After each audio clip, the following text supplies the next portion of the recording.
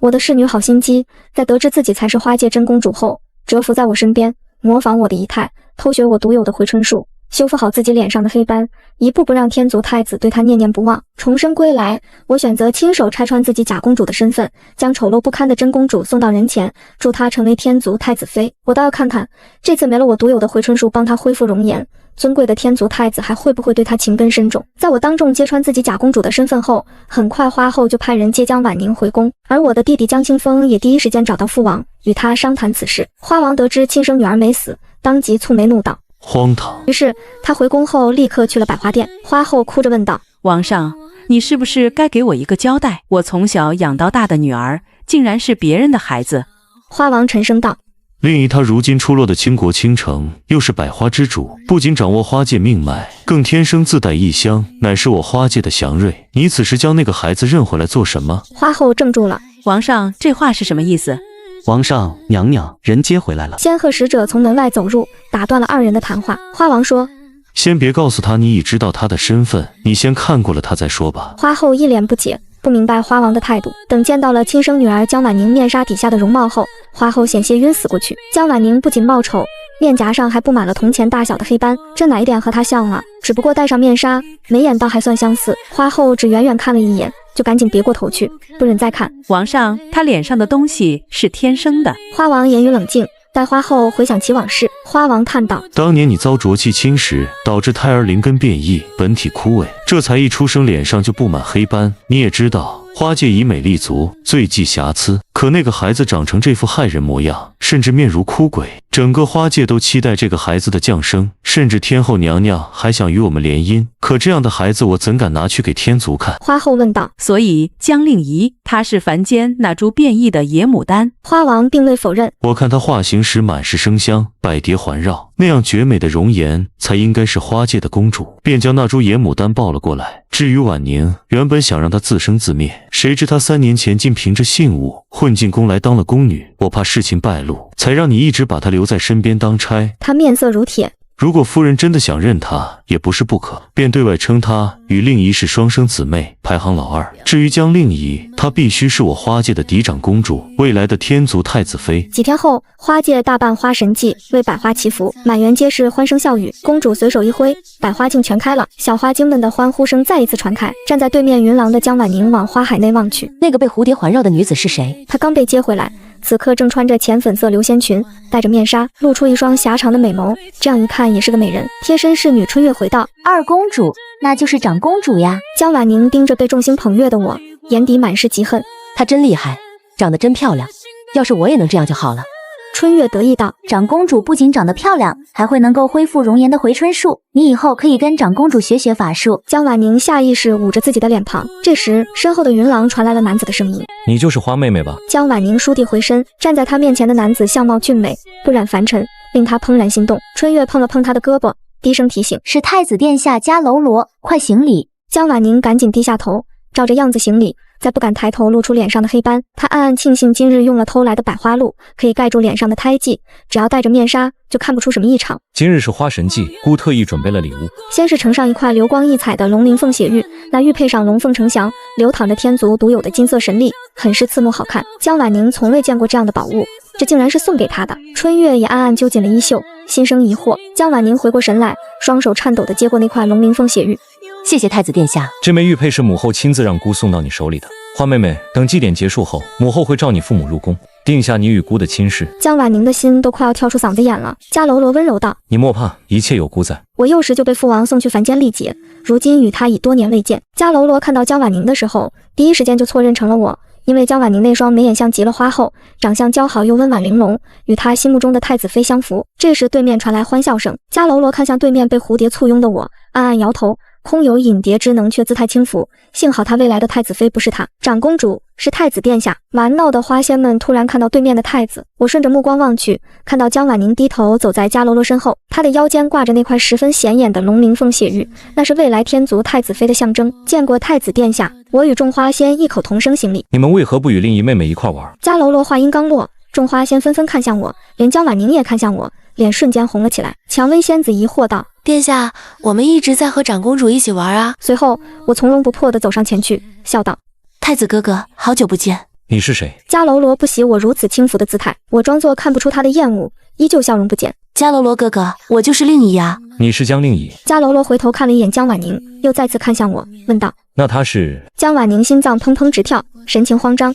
她是臣女的双生妹妹，叫江婉宁。今日是臣女与妹妹一同主持花神祭，父王母后也正打算借今日盛典，向众仙宣布接回臣女二妹妹的事情。蔷薇仙子神情诧异，开口询问道：从来没听过长公主还有妹妹呀。江婉宁愣在原地，一种从未有过的尴尬与惊慌涌上心头，只能把头埋得更低，生怕众仙发现她面纱下的端倪。我不动声色，面上挂着亲近的笑，走到她身旁，依偎着她的胳膊道：向诸位仙子介绍一下，我妹妹婉宁自幼灵根受损，父王母后以为她无法化形，便让她在下界灵泉休养。如今灵根大好，父王才把我妹妹接回宫来。她可是我嫡亲的妹妹，你们以后可要多关照她哦。迦楼罗暗自打量我们二人，我的每一眼就能从仙子中脱颖而出，美的带有攻击性，如烈火烹油。而江婉宁的美，他刚才只看到她一双眼睛，只觉得她楚楚动人，惹人怜惜。可能是先入为主，迦楼罗更喜欢花界次女江婉宁。婉宁妹妹当真是弱柳扶风，我见犹怜，颇有花后的秀丽之姿。反之，他的目光轻轻落在我的身上，尽管我也很美，美得像一朵盛放的牡丹花，可是我太过张扬圆滑，他一点都不喜欢。他更喜欢江婉宁那种濯清涟而不妖的性子，不随波逐流，不似我为了讨好那些小花精而放下身段。当我听到迦楼罗赞赏江婉宁时，忍不住蹙眉。两时初见，皆是一见钟情。只是前世迦楼罗初见江婉宁的时候，他脸上的黑斑已经被我用回春术治好，他痴迷他那完美无瑕的脸，沉醉在他现学现卖的仪态下。而这一世令我万万想不到的是，江婉宁那般唯唯诺诺的模样，竟也能成为迦楼罗眼中的空谷幽兰，我简直快被逗死了。这时，花界众仙匆匆赶往百花殿迎接太子，走在最前面的人是花界之主花王，其次是花后，往后便是各族长老和参加花神祭的宾客仙家。一眼望去，云廊乌泱泱的人，特别是那些未出阁的花仙们，流仙裙摆，宝钗灵玉，琳琅满目。众仙异口同声向太子行礼。迦楼罗站在云廊台阶上，看向众人道：不必多礼。随着众仙的谢恩声落下，迦楼罗又开口道：花王好福气，长女风华绝代，次女温婉可人。闻言，众仙目光纷纷落在江婉宁或是我的身上。我雍容华贵，身着一袭大红牡丹流光裙，衬得我气色红润，落落大方，仪态端庄，一眼就让众仙注意到了我，让人移不开眼。江婉宁则畏畏缩缩，低头半遮。众仙只见她眉眼如画，含羞娇态，虽不能看清整张脸，可看她眉眼与花后十分相似，想来也是个亭亭玉立的小花仙。花王笑了笑，目光不动声色地扫过江婉宁腰间挂着的龙鳞凤血玉，说道：长女江令仪在下界历劫6年，博通6界史册，精通花道与内政，习得天族礼仪，上能号令百花，下能治理花族。令仪还不快向太子殿下行礼？他特意提起我，就是想让迦楼罗好好看清楚我的风姿。谁知道父王的话音刚落，迦楼罗就道：孤方才已经见过令仪公主了，她的法术的确精湛，刚刚看见婉宁公主独自一人。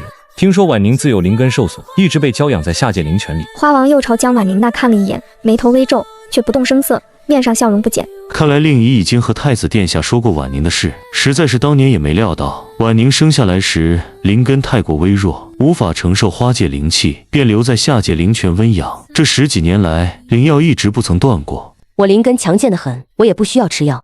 江婉宁突然打断了花王的话，花王僵在原地，还从未有小辈敢当众打断他的话。感到扫了颜面的他，老脸一顿，犀利的目光落在江婉宁的身上。江婉宁却不自知，春月吓坏了，赶紧上前拉住了江婉宁。我心中冷笑，却快步走到江婉宁身旁，拉住了江婉宁的手就场。父王是说，妹妹在灵泉里养好了灵根，如今身体康健，恢复如常人，无需再用灵药。花王眉头这才舒展下来。迦楼罗听了我的话，心中更加怜惜江婉宁。婉宁妹妹这身子纵使是养好了，也还需再多养一养，这样一朵娇花，疏忽不得。太子殿下说的极是。花王接话，心中却早已对江婉宁生出不快之意。江婉宁不但愚蠢，未察觉到父王的神情，反而在迦楼罗一顿好言软语后，一脸娇羞地盯着他。花王恼意更甚。就在此时，一群魔兵的到来打破了微妙的尴尬气氛，众仙纷纷望向云廊的尽头。那不是幽冥界的魔尊苍冥吗？真的是魔尊，没想到他也会来参加花神祭。我心头一跳，连双手都不自觉地攥紧拳头，目光灼热地望着苍冥的方向。对面的云廊走来一群魔族少年，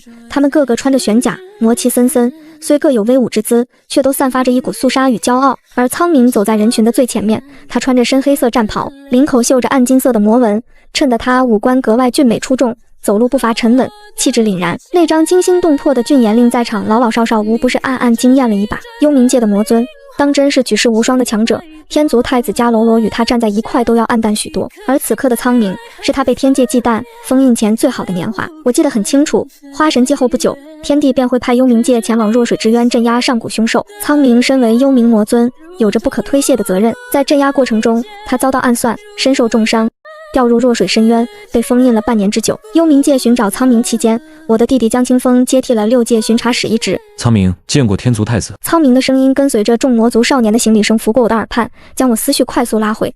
苍冥，你来晚了，待会儿要罚酒。应该的。苍冥冷淡地回应花王，说道：太子殿下，百花亭可赏舞，不如去百花亭坐吧。随着迦楼罗一声令下，花王带领着众仙家眷前往百花亭。苍冥视线扫过我时，我赶紧低下头，不敢再多看他一眼。不一会儿，那玄色的身影从我面前走过，随着人群消失在云雾拐角处。心口莫名的疼痛令我忍不住蹙眉，又抬头望向苍冥离开的方向，暗暗轻叹了一声，忍不住暗暗嘲讽自己：你如今和他只是陌生人，只要能让苍冥避开弱水之渊的陷阱，就能改变他和幽冥界的命运。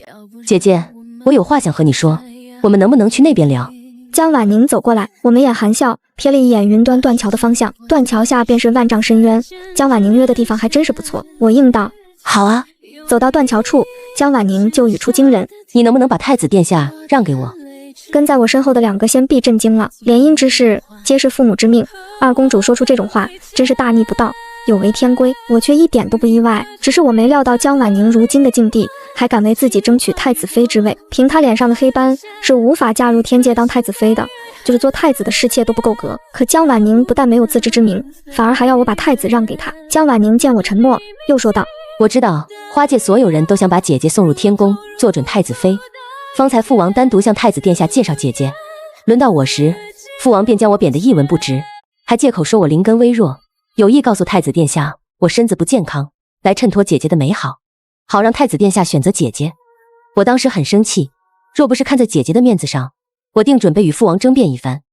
他们把我弄丢在下界，害我吃了那么多苦头，如今又对外编了一些对我不好的谈论。幸好太子殿下并未听信父王那些话，当然也有姐姐方才的解围。我觉得姐姐你是个识大体的人，所以我才会来找姐姐。我看着江婉宁，冷笑一声道：凭什么要我让给你呢？江婉宁的笑容僵住了，她以为我好说话，方才在众仙面前介绍她的时候，我还亲昵地拉她的手，如今看来我也并非善类。姐姐看不出来吗？太子殿下他在人前处处维护我，他还将龙鳞凤血玉亲手送给我，而且他还当面跟我说，等回天宫后便要与天后娘娘商议，接我入宫，娶我当太子妃。我冷笑：你就这么想当太子妃？江婉宁赶紧点头：我看得出来，所有人都不喜欢我，他们只喜欢姐姐。姐姐就算不当太子妃，也能嫁个身份顶好的上神。我方才就发现许多仙君都在看姐姐，他们对姐姐露出了爱慕之情，包括那位幽冥界的魔尊也在看姐姐。话音落下，我就感觉不远处有2道炙热的目光，我下意识抬头望向对面百花亭的方向。苍冥站在百花亭3楼俯望云端断桥，我揪紧了衣袖，随后收回目光看向江婉宁，无意之间捕捉到了江婉宁嘴角一抹不怀好意的笑，我笑得灿烂，双眸微微眯起道：若是我不让呢？江婉宁慌了，若是我不让，再加上花界的支持，她真是一点胜算都没有。姐姐，你又何必自讨苦吃？江婉宁握紧玉佩，强扭的瓜不甜，太子殿下并不喜欢你。谁说我在乎甜不甜了？我握起了江婉宁的手，语气冰冷：妹妹怎会如此天真？入了天宫，你莫不是还指望着太子殿下日夜望着你，对你含情脉脉，至死不渝？你看看我们的天后娘娘，她执掌的天宫底下有多少仙妃？我身为花界嫡长公主，知道自己肩上担负着什么职责。我不在乎太子喜不喜欢我，花界的人也不会在乎，他们只在乎太子妃，只要是我就行了。既然妹妹那么喜欢太子殿下，待我加入天宫后，便许太子殿下纳你为侧妃，如何？你胡说八道！江婉宁情绪激动，用力抽出自己的手，却没能从我的手里抽回去。我反手将她拉至身前，冷言嘲讽：这样你就受不了了？你拿什么来跟我比？就凭区区一块龙鳞凤血玉吗？你知不知道，天后娘娘每年都会送宝物到我这里，因你回花界生活了几天，就忘了自己是从哪里爬回来的。你也不看看自己是个什么东西，丑八怪烂草根。丑八怪3个字刺进江婉宁的心里，揭开她隐藏在面纱下的丑陋容貌，令她恼羞成怒。看着我那张毫无瑕疵的容颜，她心里冒出了一个邪恶的念头：若是我这张脸被毁了，我就和她一样什么都不是。我看出了江婉宁的动机，继续冷嘲热讽：你知道当年父王为何把你扔了吗？就是因为你长得实在是太难看了。江婉宁受不了我一而再再而三的刺激，用力推开我。花后，不好啦！二公主把长公主推下深渊了。前来禀报的先是压低声音在花后耳边说：你说什么？花后惊呼了一声，席上众仙纷纷看向花后的方向。花后面上镇定，说道：没事儿，你们继续用席。她赶紧起身往外走。人现在在何处？谁把长公主救上来的？已经送回了百花殿。当时魔尊在场，长公主被二公主推下断桥后，那魔尊第一时间跳下去救回了长公主。花后心头一颤，被男子碰过的神女名声就坏了。除了魔尊在场，都还有谁？奴婢过去时，身边只有秋水与秋风，那2个侍女也化作原形去接长公主了。魔尊也很识趣，说只当是那2个侍女接住了长公主。当时奴婢看四周也没别人，都是咱们自己人，那就好。花后松了口气，把那个孽障抓回来。没一会儿，江婉宁便被强行拖入百花殿内，可江婉宁挣扎得很厉害，不停大叫：不要碰我，我自己会走，放开我，放开我！花后被这般不知礼数的尖叫声烦扰得头昏脑胀，一脚踹在江婉宁身上。闭嘴，孽障！她怎么会生了个这么愚蠢无知的女儿？江婉宁被踹倒在地。这时秋水与秋风被仙鹤使者带进屋子，跪在地上哭着说道：花后，二公主她当时是疯了，竟当众说出这种不知羞耻的话来羞辱我们长公主。江婉宁懵了，一脸不可置信的抬头。秋水说的怎么与发生的不一样？她什么时候羞辱了？明明是姐姐羞辱了她。花后一脸阴沉的喝道：你说什么？秋水看向江婉宁，大声回道：回花后，二公主让长公主把天族太子让给她。江婉宁大声嚷嚷道：这也算羞辱？秋水生气地看了一眼江婉宁，一边抹着眼泪道：长公主和二公主讲道理，说联姻之事全凭家人做主。二公主便说花王与花后偏心长公主，自是要送长公主入天宫当太子妃。长公主已经得了那么多宠爱，就算不嫁天族太子，花王和花后都可以为长公主寻到顶好的上神。接着秋风继续说道：今日来咱们花界的各路仙君，个个都看长公主，对长公主生出爱慕之情。二公主还口口声声说天族太子不喜欢长公主，只喜欢二公主。秋风哭着道。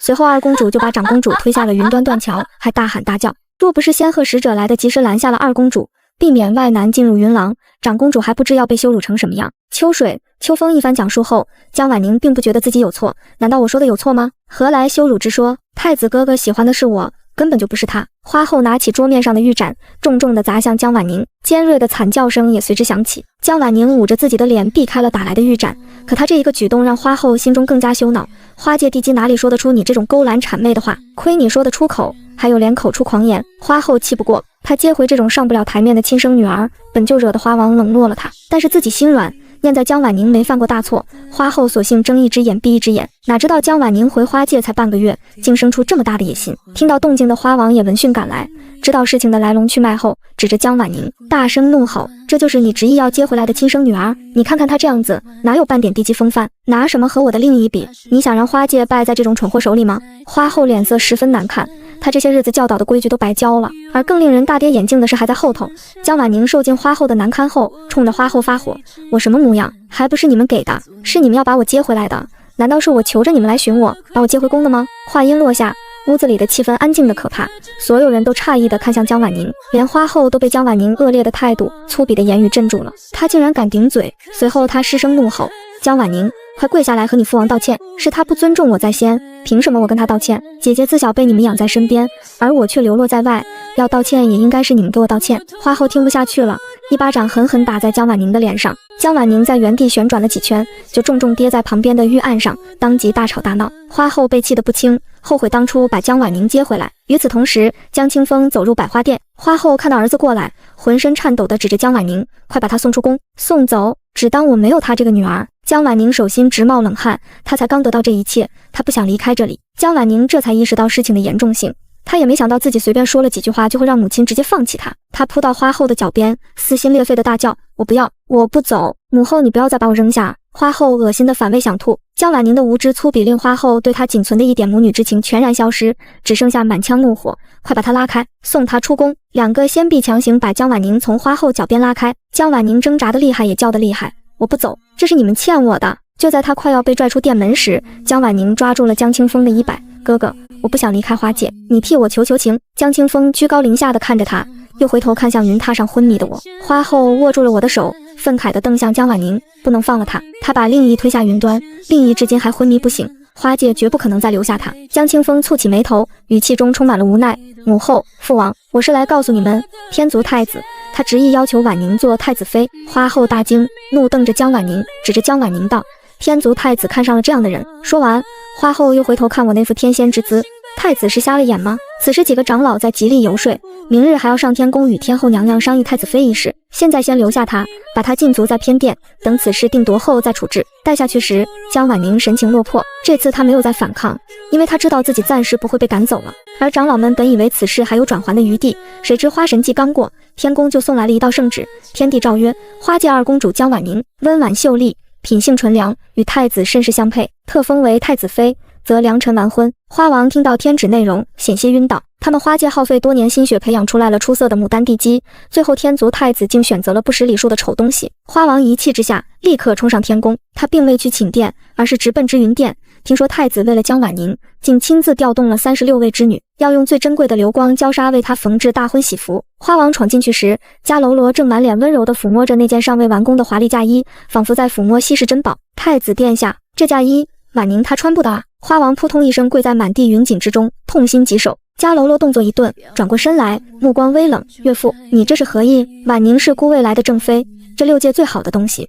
她如何穿不得？我的小女儿江婉宁，本体乃是腐朽枯草，不仅灵根受损，身上更带有天生的枯萎死气。这流光娇纱至纯至净，穿在她身上只会被腐蚀发黑，不仅暴殄天物，更会令天族蒙羞啊！不如你现在就收回成命，给老臣一个痛快。迦楼罗不赞同地皱起眉头，看着那件洁白的嫁衣，心中反而对那个身世凄惨的二公主更加怜惜。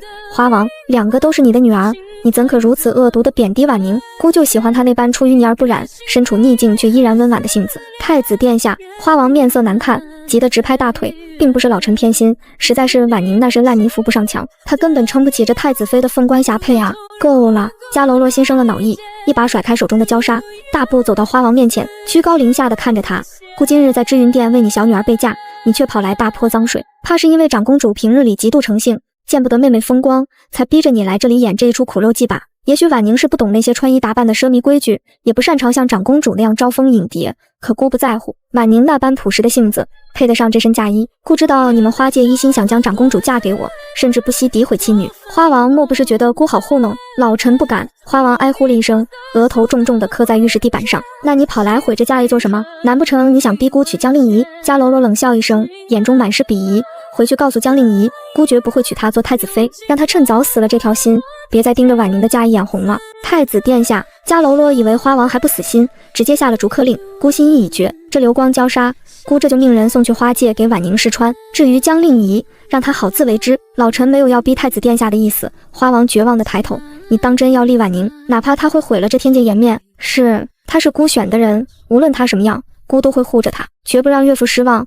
更不会让江令仪的奸计得逞。迦楼罗黑着脸，一挥衣袖背过身去，显然对我厌恶到了极点。姑真是高看花界了，竟养出这等争风吃醋的长公主。来人，送客，姑要去向母后请期，务必尽快完婚。那边花王失魂落魄的前脚刚踏入花界大门，后脚天宫的青鸟使者便破云而来，口衔金卷。天帝诏曰：花界嫡长公主江令仪，温婉端庄，多才多艺，幽冥魔尊苍冥，英勇善战，仪表堂堂。自赐婚2人珠联璧合，则良辰吉日完婚。刚下祥云的花王险些被门槛绊倒，看着那卷散发着幽冥寒气的圣旨，一时间不知道该喜还是该忧。长公主醒了，我醒来时已经从侍女口中知道了赐婚的事。花后守了许久，我睁眼看到的便是她那哭得通红的双眼。花王也来到了寝殿，他站在云榻前，看着正在慢条斯理修剪花枝、明艳动人的我，眉头深深锁紧。太子已定下你妹妹为太子妃，甚至连嫁衣都备好了。父王，我知道了。我放下手中的银简，看着窗外那只传旨的青鸟，露出笑容。这是天大的喜事。花王看着我嘴角的笑意，只当我是受了刺激在强颜欢笑，叹了口气便拂袖而去。他哪里知道，我是真的高兴。那块龙鳞凤血玉乃是天族至宝，蕴含至纯至阳的神力，最是克制阴邪秽物。江婉宁本体是一株变异的腐烂枯草，佩戴此玉，无异于将自己架在火上烤。听说这2日，江婉宁为了在大婚时压我一头，日夜带着那块玉佩，连睡觉都舍不得摘下。我去偏殿看她时，她正对着镜子涂抹百花露，试图掩盖住脸上的黑斑。姐姐来做什么？是来看我的笑话吗？江婉宁见我进来，得意地抚摸着腰间的玉佩。太子哥哥说了，这玉佩能滋养容颜，我戴了2日，脸上虽有些灼热刺痛，但想必是在排出体内的毒素。我目光落在他脖颈处，那里已经起了一片密密麻麻的红疹，隐约可见皮肉下有黑气游走，那是即将溃烂的征兆。蠢货，那是神力在灼烧他的本体。我压下眼底的嘲弄，从袖中取出一瓶特制的凝脂露递给他。妹妹即将大婚，做姐姐的自然要来添妆，这是我特意为你炼制的凝脂露，配合玉佩的灵力使用，能让你脸上的黑斑彻底消退，肌肤如雪。这凝脂露里，我加了一味隐灵草，能10倍催化玉佩的神力，足以冲垮它那百花露的遮瑕功效。江婉宁一把夺过瓷瓶，狐疑地看了看，确定灵气充裕后，才冷哼道：“算你识相，等我当了太子妃，或许会在天后面前替你美言几句，让你在魔界少受点罪。”说完，他迫不及待地将凝脂露涂抹在脸上，又疯狂催动灵力注入玉佩，想要加速排毒。我笑着退了出去。大婚前夜，偏殿突然传来一声凄厉的尖叫：“我的脸怎么会这样？”江婉宁惊恐地看着镜子，脸颊此刻竟像被烈火燎过一般，脸上的黑斑不仅没消退，反而更加狰狞。春月在一旁吓得发抖：“二公主，这是排毒排得太快了吧？兴许明天就好了。”江婉宁慌乱地抓起面纱戴上，眼神阴毒：“对，一定会好的，只要我多涂几层粉，再戴上厚面纱挡住脸，没人会发现的，谁都不能阻止我嫁给太子。天族大婚，万仙来朝，天宫之上祥云缭绕，仙乐飘飘。”太子家楼落一身喜服，站在大殿之前，满眼期待地望着红毯尽头。江婉宁在众仙的注视下缓缓走来，她身上穿着那件耗费36位织女心血缝制的流光娇纱，头戴凤冠，面纱遮面。起初那娇纱确实流光溢彩，衬得她身姿曼妙，可随着她一步步走近，娇纱上的光芒竟开始变得暗淡。太子妃的嫁衣怎么变色了？一位眼尖的仙子低呼。众人定睛一看，只见那洁白如雪的娇纱竟从裙摆处开始迅速变黑，仿佛被墨汁浸染，又像是正在被什么腐蚀。江婉宁也察觉到了不对劲，她惊恐地想要捂住裙摆，可那黑色蔓延的极快，眨眼间便爬满了全身。原本轻盈的娇纱变得沉重黏腻，像是一层死皮粘在她身上，寸寸崩裂，化作黑灰簌簌落下。紧接着，骇人的一幕在天宫大殿上轰然上演。只见江婉宁裸露在外的肌肤开始迅速发黑溃烂，那景象比地狱里的恶鬼还要狰狞百倍，瞬间冲散了天宫的喜气。站在最前方的太子首当其冲，近距离看到这如尸体般腐烂流脓的面孔，吓得脸色铁青，竟当场弯腰呕吐起来。那是什么东西？太恶心了！太子妃怎么变成怪物了？众仙纷纷惊恐后退，胆小的女仙更是直接尖叫出声。原本庄严的大殿乱作一团，花王和花后站在宾客席中，脸色惨白如纸，恨不得找个地缝钻进去。江婉宁站在大殿中央，身上那件价值连城的嫁衣已经烂成了几块破布，挂在身上摇摇欲坠。她慌乱的尖叫：“不是我，是这衣服有问题！太子哥哥，救我！”伽罗罗兔的胆汁都要出来了。他难以置信地看着眼前这个人不人鬼不鬼的女人，心中那点救命之恩的滤镜瞬间碎了一地，愤怒涌上心头。他顾不得礼仪，大步冲上前去，一把狠狠拽下了江婉宁脸上的面纱。孤道要看看你到底是个什么东西！面纱落地，一张布满黑斑的脸赫然暴露在众目睽睽之下。而天宫乱成一锅粥的时候，我已经坐上了前往幽冥界的婚车，没有10里红妆，没有宾客迎门，只有几只漆黑的魔鸦在前方引路，但我却觉得无比轻松，连空气都清新了许多。到了幽冥界，迎接我的并非魔尊苍冥，而是他的侍从。魔尊有令，花界公主入住枯木院，没有召见，不得随意走动。侍从语气冰冷，将我带到了一处荒凉偏僻的院落，这里寸草不生，只有几棵枯死的黑色老树，透着一股死寂。看来苍冥并不信任我，他大概以为我是花王派来监视他的棋子，或者是天族安插进来的眼线。我并不在意，遣退了侍从，独自走进这满是灰尘的屋子。既来之，则安之。我走到院中那棵最大的枯树下，从袖中取出一把花种，这是我离开花界时特意带出来的。我蹲下身，将种子埋入黑土，指尖凝聚起一点微弱的灵光，长吧。随着我的低语，奇迹发生了，原本干裂的黑土中钻出了嫩绿的芽，转瞬间抽枝发芽，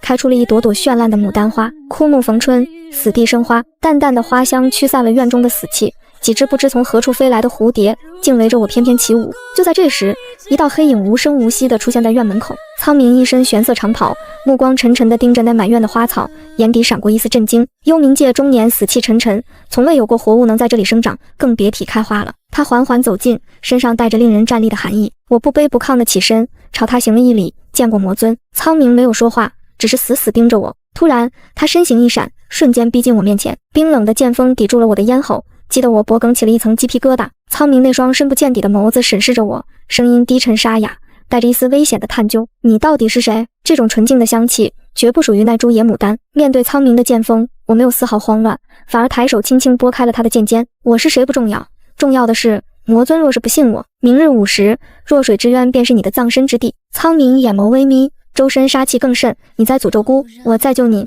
我直视他的眼睛，语速极快。天族早已买通了你身边的副将，明日镇压凶兽时，他们会在背后偷袭，将你封印在弱水深渊。那个副将左手手腕有一道形似蜈蚣的旧疤。苍明定定地看了我半晌，最终收回了剑，冷冷道：“若你敢骗姑，姑便拿你去喂凶兽。”他转身离去，消失在夜色中。那一夜，枯木院外杀声震天，直到天光微亮，苍明才带着一身血气归来。他推开我的房门，身上黑袍被划破多处，深可见骨的伤口还在往外渗着黑血，但他神情却是愉悦的，手里提着一颗血淋淋的人头，正是那个背叛他的副将。你说的没错。苍明随手扔掉那颗头颅，身体却晃了晃，显然是中了天族的暗算，毒气攻心。我叹了口气，走上前去坐下。苍明警惕地看着我，却因体力不支倒在榻上。我调动体内本源，指尖凝聚出一滴金色的花露，点在他的眉心，刹那间，浓郁而纯净的花香充满了整个屋子。那香气霸道地钻入他的经脉，将那些黑色的毒气尽数绞杀。苍明原本紧皱的眉头舒展开来，他睁开眼，那双总是结着寒冰的眸子，此刻竟有些迷离。在氤氲的香气中，他死死盯着我，眼神从探究变成了震惊，最后化作一种难以言喻的狂热。就在我收回手准备离开时，苍明突然伸手一把攥住了我的手腕，力道大得惊人。别走！他声音嘶哑，带着一丝颤抖。这股香气，估计的500年前在天河畔救过姑的人是你，对吗？与此同时，天宫之中却是一片狼藉。大婚当日丢尽了颜面，但天旨不可违，太子迦楼罗只能硬着头皮将江婉宁迎进了东宫。然而噩梦才刚刚开始，江婉宁脸上的黑斑不仅没有消散，反而在天界纯净灵气的刺激下愈演愈烈，将原本精致的妆容晕染得如鬼魅般狰狞。滚开，离姑远点！寝殿内，迦楼罗厌恶地别过头去，一脚将试图靠近他的江婉宁踹下床榻。江婉宁披头散发，脸上黑斑遍布，哭得凄惨。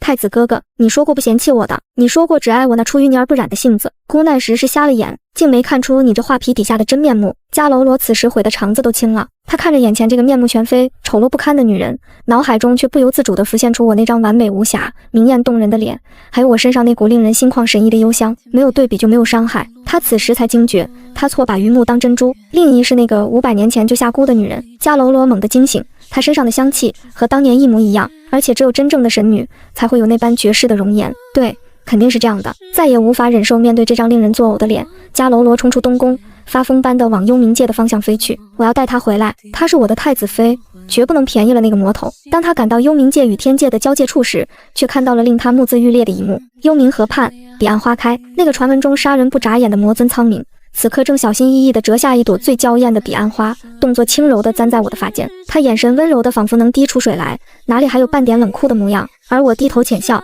人比花娇，周身彩蝶环绕，美得惊心动魄。这一幕深深刺痛了迦楼罗的双眼，他顾不得这是魔界地盘，从云头冲了下来，歇斯底里的大喊：“令仪，姑被骗了！江婉宁那个毒妇骗了姑，你才是姑要娶的人，跟姑回家！”苍明的手指还停留在我的发间，听到声音，他缓缓转头，眼中的温柔瞬间化作凛冽杀意。滚！仅仅一个字，伴随着磅礴的魔气，直接将迦楼罗震飞出100丈之外。迦楼罗口吐鲜血，狼狈地摔在尘埃里，只能眼睁睁看着苍明揽着我的腰，消失在幽冥深处。苍明带我去了幽冥之巅，这里是离冥海星辰最近的地方。四周原本漆黑一片，但我体内的灵力似乎受到了感召，无数发光的幽冥蝶从深渊飞出，围绕在我们身边，将这黑暗的幽冥之巅照得如同梦幻仙境。我在漫天星光与蝴蝶中回眸，正对上苍明专注的视线。令仪，他第一次唤我的名字，世人都怕姑，说姑是杀戮机器，可他们不知道，姑天生魔童，看这世间万物皆是腐朽晦气，唯独你。他伸手触碰我的脸颊，指尖微凉，唯独在你身上，姑看到了纯净的光，你是这6界唯一的色彩。这一刻，我心头的坚冰似乎裂开了一道缝隙。前世今生，从未有人如此坚定地选择我，不是因为我的身份，不是因为利益，只是因为我是我。苍明，我看着他的眼睛，坦诚道：“我嫁给你，一开始确实是为了自救，也是为了复仇。姑知道，苍明毫不在意，嘴角反而勾起一抹弧度。孤甘愿做你手中的刀，只要你在孤身边，这6界你想杀谁，孤便杀谁。星空之下，我们并肩而立，2颗心在这一刻真正靠近。然而温馨的气氛并未持续太久，一只黑色的魔鸦穿过结界，落在苍明肩头。他吐出一封信笺，那是江婉宁从天宫传来的。苍明展开信笺，脸色骤然一沉，信上只有一行用血写成的字，透着疯狂与恶毒。姐姐，我从古籍中找到了毁掉你容貌的禁术，若不想你的魔尊夫君知道你本体的秘密，明日午时独自来后山见我，否则我就让全6界都知道你也不过是个借尸还魂的怪物。看完信笺，我冷笑一声，将那封信烧成灰烬。江婉宁真是蠢得无可救药，她以为我是借尸还魂，我本就是花界祥瑞，只不过前世被她蒙蔽，如今重生一世拿回属于自己的东西罢了。不过她既然敢用禁术威胁，说明已经到了穷途末路。此时的天宫偏殿内，江婉宁正对着镜子疯狂抓挠自己的脸，那张脸已经烂得不成样子。太子的厌恶，众仙的嘲笑，像毒蛇一样啃噬着他的心。只要换了脸，只要换了江令仪那张脸，我就能重新变回那个万人爱戴的公主，太子哥哥就会重新爱我。他眼中闪烁着癫狂的光，手里紧紧攥着一块黑色的骨牌，那是他用自己的心头血从魔界叛军首领那里换来的上古禁术包皮换神。为了进入魔界，他特意修书一封给父王，哭诉自己知错了，想去魔界求姐姐原谅，并寻求解药。花王那个老糊涂心软了，竟真的派人送来了通行令牌。次日午时，魔界后山，我平退左右，独自一人背着药篓出现在山道上，四周静得可怕，连风声都透着诡异。突然一道黑影袭来，姐姐，你果然来了。江婉宁从一块巨石后走出，她全身裹在黑袍里，只露出一双布满红血丝的眼睛。她手里拿着一把散发着黑气的匕首，匕首尖端闪烁着诡异的红光。江婉宁，天堂有路你不走，地狱无门你偏来。我冷冷看着她，闭嘴！江婉宁尖叫一声，猛地捏碎手中的骨牌，今天就是你的死期，你的脸是我的。随着骨牌碎裂，四周顿时升起一道血红色的屏障，这是绝灵阵。我眉头微蹙，试着召唤灵蝶，却发现体内的灵力被这血色屏障死死压制，连一只蝴蝶都飞不出来。江婉宁见状，发出刺耳的狂笑，没用的，这阵法专门克制花木之灵。江令仪，你现在就是个废人。他一步步逼近，眼中的贪婪几乎要溢出来。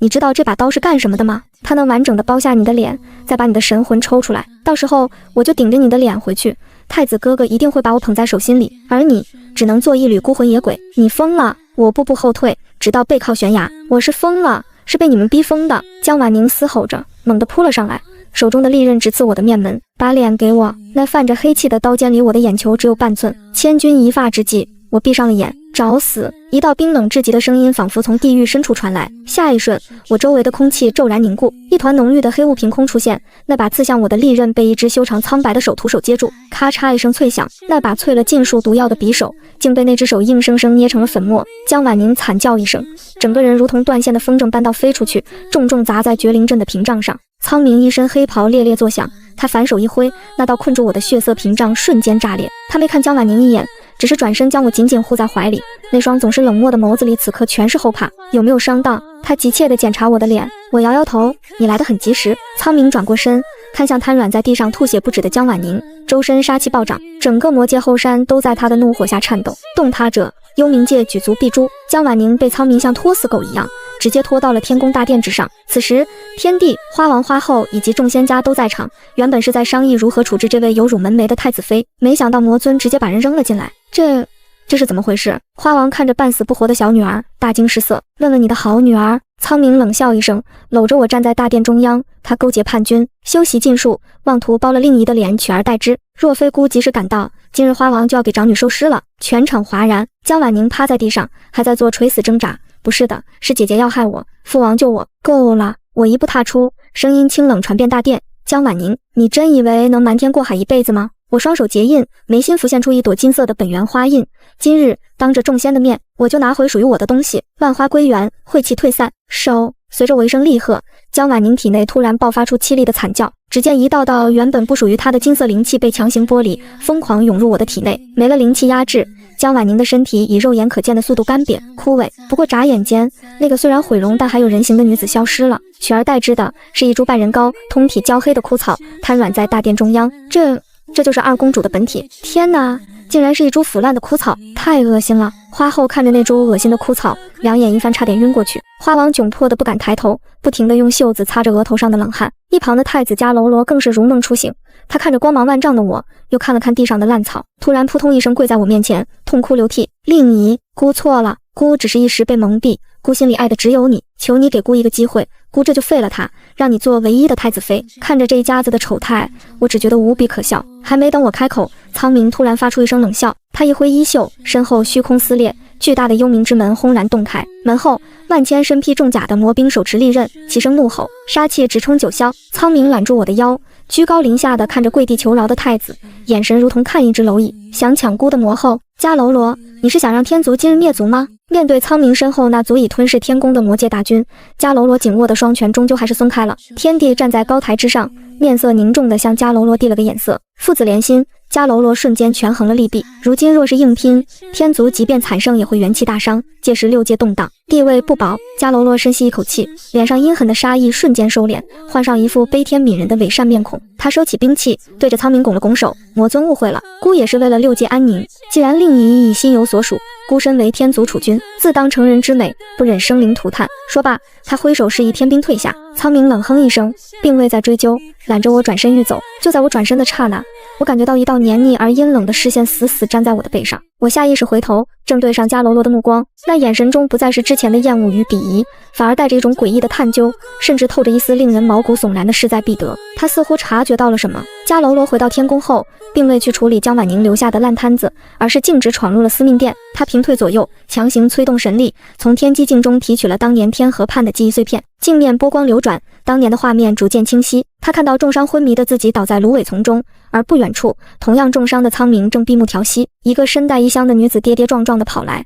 她先是为了苍明一滴本源心头血，随后又割破手腕，将鲜血滴入她的口中。那女子虽然看不清面容，但那股独特的纯净到极致的花香，与今日在大殿之上将令仪收回本源时散发的香气一模一样。砰的一声，迦楼罗一拳砸碎了天机镜。原来救他的人根本不是江婉宁那个贱人，而是江令仪，是他亲手把真正的救命恩人推开，甚至还为了一个冒牌货羞辱他。巨大的悔恨涌上心头，但转瞬间，这股悔恨就扭曲成了疯狂的占有欲。既然救了姑，那就是姑的人。迦楼罗双目赤红，死死盯着镜中残留的影像。苍明算什么东西，不过是捡了姑剩下的女人。令仪，你是我的，必须是我的。入夜，魔界枯木院，一只闪烁着金光的纸鹤穿过结界，落在了我的窗台。我展开信纸，上面只有寥寥数语：花王花后已被姑请入天宫密室叙旧，令仪若想父母活命，今晚独自来天河畔望幽亭一叙，若待苍明，后果自负。我指尖窜起一簇火，将信纸烧成灰烬。花王花后对我有养育之恩，又是花界之主，若因我而死，花界必乱，这份因果我背不起。为了了结这一切，我没有惊动正在闭关疗伤的苍明，独自一人驾云前往天河。天河畔，芦苇荡漾，迦楼罗早已等候在忘忧亭中。他褪去了繁复的太子朝服，只穿了一身素白的长袍，桌上温着一壶酒，看起来竟有几分温润如玉的模样。见我落下云头，他眼中瞬间迸发出痴迷的光芒，快步迎了上来。令仪，你终于来了。我不动声色地避开他伸过来的手，冷冷道：我父母呢？别急，先喝杯酒暖暖身子。迦楼罗亲自斟了一杯酒递到我面前，语气温柔的仿佛我们是一对恩爱多年的夫妻。喝了这杯赔罪酒，姑就放了你父母，从此我们前尘勾销，重新开始。我看着那杯酒，心中冷笑，以迦楼罗的为人，这酒里没毒才怪，但我既然敢来，就做好了万全的准备。我接过酒杯，仰头一饮而尽，随即亮出杯底，酒我喝了，人呢？迦楼罗看着空空的酒杯，突然笑了起来，笑得浑身发抖，笑得眼泪都快出来了。令仪啊，令仪，你还是这么天真。他一步步向我逼近，眼神变得贪婪而露骨。酒里确实没毒，但这亭子里燃的熏香，可是姑特意去蛮荒之地为你寻来的极乐散。话音刚落，我便觉出一丝不对劲，那熏香的味道极淡，混杂在水汽中，几乎无法察觉。可就在我运气的瞬间，一股燥热猛地从小腹窜起，顺着经脉瞬间烧遍全身。极乐散无色无味，入体即化，专门摧毁神仙的意志，唤醒心底最原始的渴望。我脚下一软，竟有些站立不稳，跌坐在冰冷的石凳上。眼前的景象开始摇晃，迦楼罗那张虚伪的脸在我眼中竟出现了重影。你卑鄙！我咬牙切齿，想要调动灵力逼堵，却发现灵力像是一潭死水，根本无法凝聚。卑鄙！迦楼罗撕下了伪装，不再维持那副温润的模样。他大步上前，双手撑在石桌两侧，将我困在他与桌子之间。他伸手抚摸上我滚烫的脸颊，指尖的凉意让我忍不住打了个寒战，却又可耻地生出一丝贪恋。令仪，姑后悔了。迦楼罗的声音沙哑，带着浓重的喘息。姑不该为了江婉宁那个废物冷落你，你是姑的救命恩人，本就该是姑的太子妃。只要我要了你，生米煮成熟饭，苍明那个魔头又能如何？他能给你的，孤双倍给你，孤以后只宠你一人。他说着，俯身向我压来，温热的呼吸喷洒在我的颈侧，激起我一身鸡皮疙瘩，恶心。哪怕身体已经软成了一滩水，哪怕神志在药物的侵蚀下摇摇欲坠，我心底对他的厌恶依然如野草般疯长。滚开！我拼尽最后一丝力气，狠狠咬破舌尖，剧痛让我换回了片刻的清醒。趁着迦楼罗意乱情迷之际，我拔下头上的金簪，用尽全力向他的咽喉刺去。一声脆响，金簪并未刺入他的皮肉，而是被他轻易地抓住了手腕。药效发作的太快，我全身绵软无力，对他来说简直像是调情。迦楼罗一把夺过金簪扔在地上，反手扣住我的双手举过头顶，眼神变得更加疯狂。性子还是这么烈，不过姑喜欢，等你成了姑的人，看你还怎么想着那个魔头。就在迦楼罗的手即将撕碎我衣衫的那一刻，一股毁天灭地的恐怖气息骤然降临，轰的一声巨响，我身上的禁锢骤松，还没等我反应过来，就看到迦楼罗像断线的风筝一样倒飞出去，重重地砸在100米开外的巨石上，那巨石应声而碎，迦楼罗狂喷出一口鲜血，黑雾散去，苍冥一身玄袍，如杀神临世，死死挡在我身前。他周身魔气翻涌，那是极度暴怒的征兆。苍冥，迦楼罗挣扎着爬起来，不仅没有恐惧，反而发出了癫狂的笑声，满嘴是血的吼道：“你来晚了，极乐散已经入骨，这药无解，除非阴阳调和，否则半个时辰内他就会爆体而亡。姑得不到的，你也别想好过。”苍冥根本没理会他的狂吠，转身将已经瘫软如泥的我一把抱起，接触到他冰凉怀抱的瞬间，我本能地向他怀里钻去。苍冥低头看了我一眼，眼底的心疼几乎要溢出来。他没再看迦楼罗一眼，身影瞬间化作黑雾消失在原地，只留下一句冰冷刺骨的死亡宣告，响彻整个天河。洗干净脖子等着，明日孤必屠天宫，魔宫寝殿，结界紧闭。我被放在那张巨大的玄冰床上，但这彻骨的寒意根本压不住我体内翻江倒海的燥热，理智在这一刻彻底崩塌。我眼前只剩下苍冥那张轮廓分明的脸，好难受。我面色潮红，眼神早已迷离如丝，像一条渴水的鱼，不顾一切地缠上苍冥冰凉的身体。我的双手不受控制地探入他的衣襟，触碰到他紧实的胸膛，带着哭腔呢喃：“苍冥，帮帮我，求你！”苍冥浑身僵硬，额角青筋暴起，他死死扣住我乱动的手腕，试图用魔力帮我压制药性，但那股热浪却越压越烈。他看着我，声音沙哑的可怕，那是理智在崩溃边缘的最后挣扎。